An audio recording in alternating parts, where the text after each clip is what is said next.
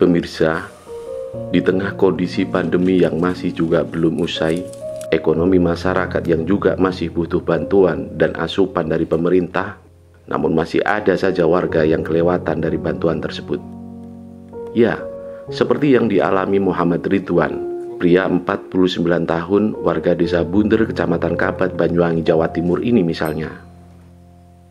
Ia hidup sendiri, rumahnya ngontrak, tiap harinya mencari cumplung atau kelapa yang jatuh dari pohonnya setelah dimakan tupai. Kami tim Lere-Lere sengaja datang di tempat huniannya di desa Bunder, Kecamatan Kabat, untuk mengetahui secara gamblang kehidupan sehari-harinya. Kami datang di tempat kontrakannya ini setelah kami mendapat informasi dari warga setempat. Sejak pagi hari sebelum Ridwan berangkat aktivitas mencari cumplung, kami melihat Ridwan lebih dulu membuat sarapan dengan memasak sendiri, menggunakan alat masak sangat sederhana atau pawon. Kami juga melihat ternyata yang dimasak Ridwan bukan beras, tapi karak atau nasi aking. Di awal-awal kami ambil gambar seolah tak mampu meneruskannya. Di benak kami berontak. Ternyata masih ada masyarakat di sekitar kami yang masih menanak nasi aking di zaman serba digital ini. Namun kami tetap nekat, sambil terus mengambil gambar dan menahan empati kami. Kami pun sambil lalu juga terus mengobrol dengan Ridwan dalam melakukan aktivitas kesehariannya ini. Kami juga melihat rumah kontrakannya tidak ada penerangan menggunakan aliran listrik. Bila malam tiba, Ridwan mengaku hanya menggunakan lampu telempik. Ridwan mengaku tidak menggunakan jaringan PLN lantaran tidak mampu membayar bulanannya. Jangankan pasang listrik, rumah yang ditempati sekarang saja sudah habis masa kontrakannya. Dan saat ini Ridwan masih bingung mau pindah kemana. Yang memprihatinkan, Ridwan yang ditinggal istrinya meninggal dunia belasan tahun lalu mengaku tidak pernah mendapat program bantuan apapun dari pemerintah, baik bantuan langsung tunai atau BLT maupun dana bantuan sosial tunai atau BST yang digulirkan oleh pemerintah akibat dampak COVID-19 ini. Untuk mencukupi kebutuhan hidupnya, satu-satunya pekerjaan yang bisa ia lakoni yakni mencari cumplung. Sementara hasilnya juga tidak mesti.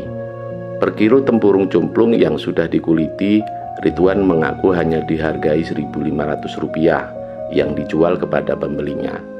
Sementara dalam tiap hari, Ridwan mengaku hanya bisa menjual sekitar 10 kilo tempurung cumplung, atau mendapat nilai uang hasil penjualannya kurang lebih 15 hingga 20 ribu rupiah saja. Sementara untuk mendapatkan cumplung, Ridwan juga mengaku tidak mudah sekarang ini. Tidak satu tempat di desanya, tapi ia tiap hari sejak pagi hari keluar rumah mencari cumplung bahkan sampai keluar desanya, dan pekerjaan itu saja yang bisa ia lakoni. Semasa istrinya belum meninggal, Ridwan mengaku pernah bekerja sebagai tukang becak di wilayah Pasar Rago Jambi. Namun kini pekerjaan sebagai pengayuh becak sudah ditinggalkan, lantaran becak dan rumah miliknya dulu sudah dijual untuk membiayai istrinya yang saat itu sedang sakit parah di rumah sakit dan akhirnya meninggal dunia. Ridwan sendiri bersama almarhum istrinya dikaruniai satu anak berusia belasan tahun dan kini ikut saudaranya bekerja di Bali.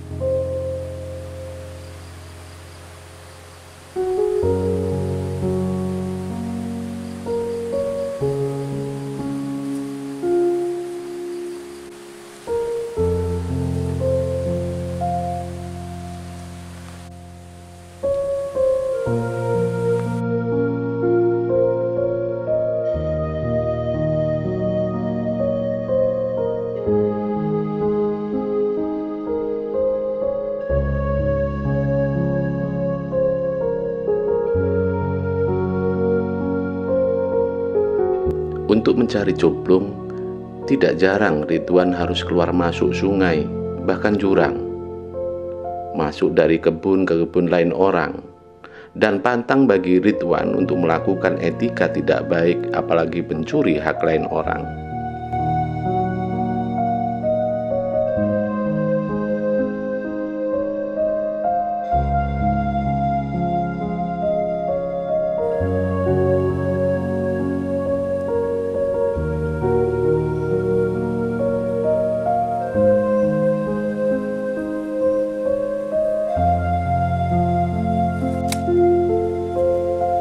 Hingga siang hari setelah cumplung-cumplung dikumpulkan, baru kemudian dibuatkan pikulan, yang kemudian cumplung-cumplung itu dipikul dan dibawa pulang.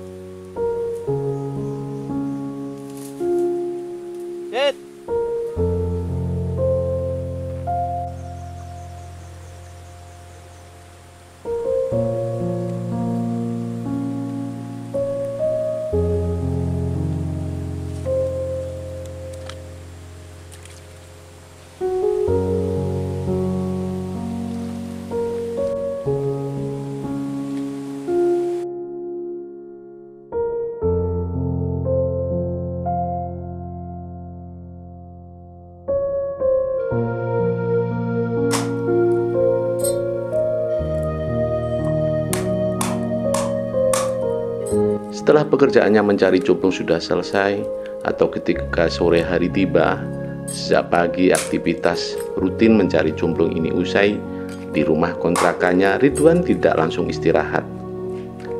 Dia juga rajin ibadah.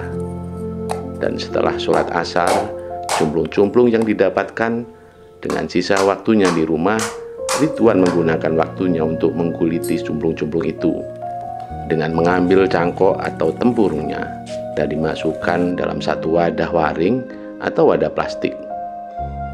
Kegiatan seperti ini ia lakoni tanpa henti dan tak kenal lelah bertahun-tahun lamanya. Setelah semua selesai, menjelang maghrib, Ridwan kembali mengambil nasi aking di pawon yang sudah ia masak sendiri sejak pagi. Di pengakuan Ridwan, ia makan dalam tiap harinya hanya 2 kali, pagi dan sore hari. Itu pun tanpa lauk pauk, hanya sambal dan garam. Kalau ada rezeki lebih, lauk istimewanya hanya kerupuk. Begitulah pengakuan Ridwan, duda warga desa Bunter yang bertahan hidup dengan mencari cumplung tanpa bantuan lain orang.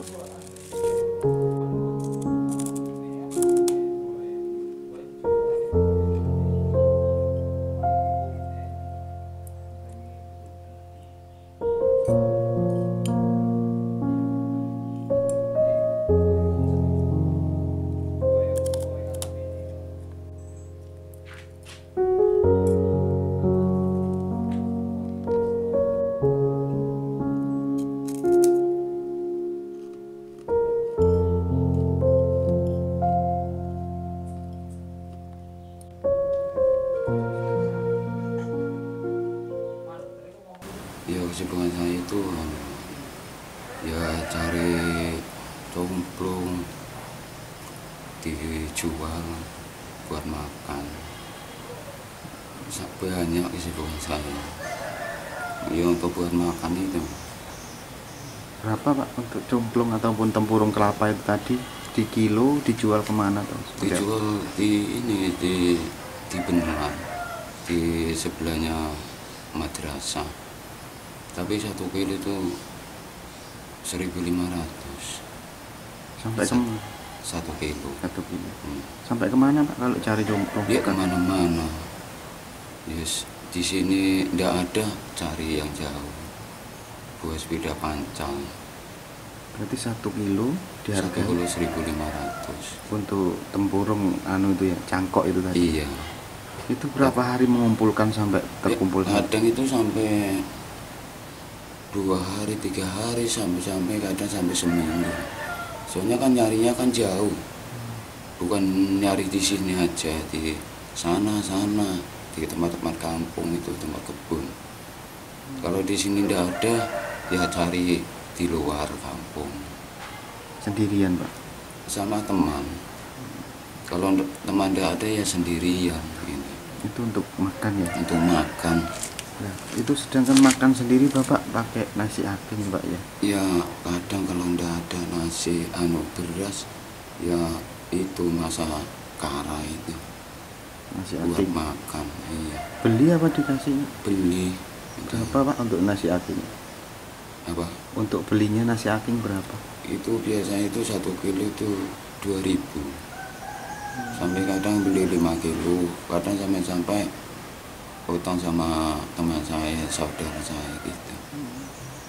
Untuk kalau nggak lauk punya uangnya masih belum sangko saya, masih belum saya jual, nanti saya masih utang gitu. Untuk lawuhnya Pak? Lauknya kadang nggak mesti, kadang itu buat cabai itu aja sama garam. Kalau nggak ada dagingnya ya udah saya makan. Untuk tempat tinggal sendiri Pak ini seperti apa Pak? Ya gimana ya, ya terpaksa ya sendiri gitu. Ya sekarang ya sama teman tidur di sini gitu. Untuk rumahnya ini Pak? Rumah ini cuma rumah kontrakan, tapi udah habis ini. Rumah ini udah ada orangnya, nanti disuruh keluar cari kontrakan lagi gitu. Selain di sini Bapak enggak punya rumah? Ya masih nyari saya itu, nyari di mana-mana itu, di beneran, tapi masih kadang sampai nyewa itu kontrak 1 juta ada di sini, tapi lihat-lihat rumahnya itu bukan bagus, jelek ini. Tapi ya terpaksa Kak, walaupun orangnya ke sini disuruh keluar, tapi saya rumah saya bersalah, saya tetap jawab diam aja kalau orangnya marah sama saya. Terus ini kok nggak ada lampunya Pak? Malam-malam pasti ya kegelapan gitu ya? Iya, tapi pakai telempik itu. Pakai telempik. Ya gimana lagi? Pak, keluarga di mana Pak kira-kira? Keluarga saya itu ada di sana di Kampung Seroyo. Untuk Mbak saya itu. kakaknya? Iya. Untuk istri, anak? Istri saya meninggal mulai anak saya umur 3 tahun. Putranya Pak? Putra cuma 1. Cuma 1. Berarti selama berapa tahun Bapak sendiri? Ya enggak salah sampai sekarang ini ya ada ke anak saya sampai 16 tahun. Ada ya 13 tahun kira-kira. Soalnya anak saya umur 16, mulai umur 3 tahun sampai 16 sekarang. Tapi saya terpaksa tetap sabar aja. Ya walaupun tidak punya rumah, tapi saya tetap, yang penting iman saya tetap teguh. Bertahan hidup Pak? Iya, bertahan hidup.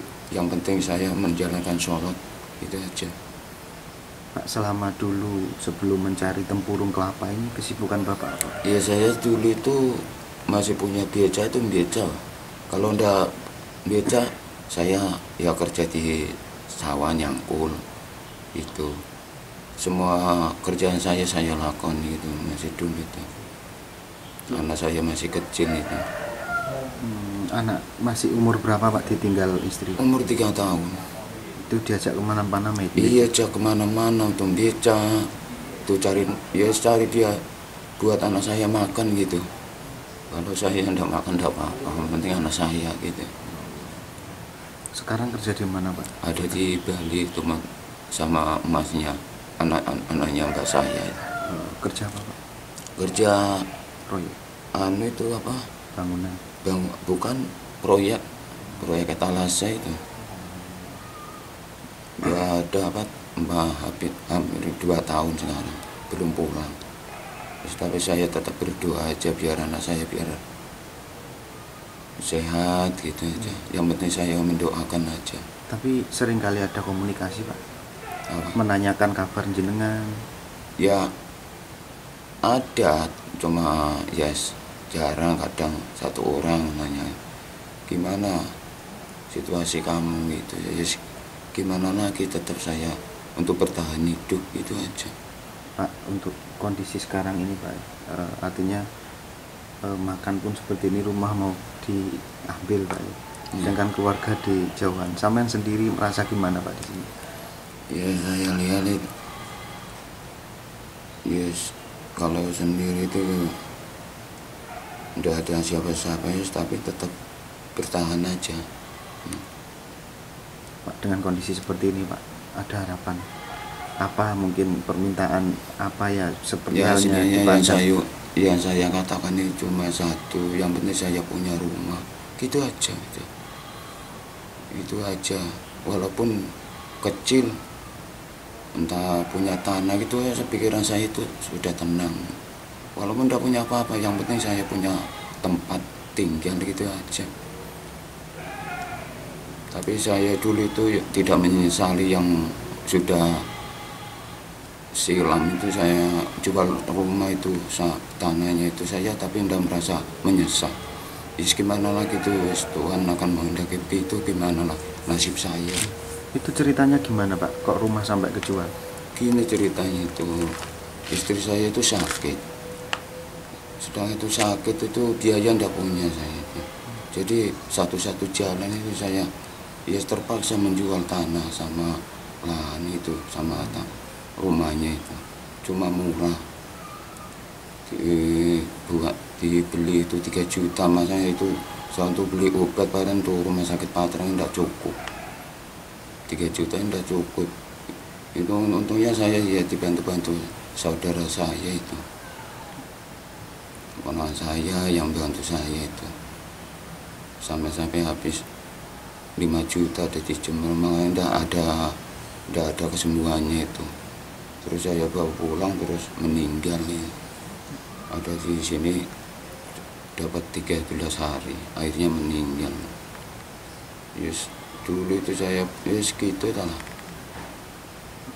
Namanya kuda manusia gitu, tapi diuji tadi tetap sabar saya.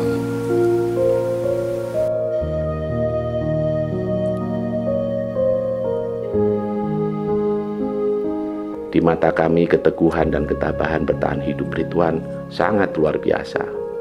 Ia lakoni sendiri tanpa bantuan lain orang.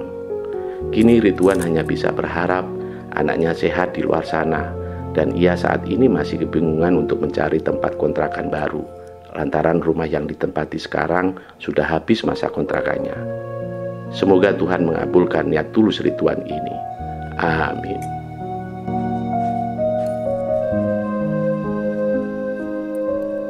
Dari Banyuwangi, Jawa Timur, Tim Liputan Banyuwangi 1 TV melaporkan.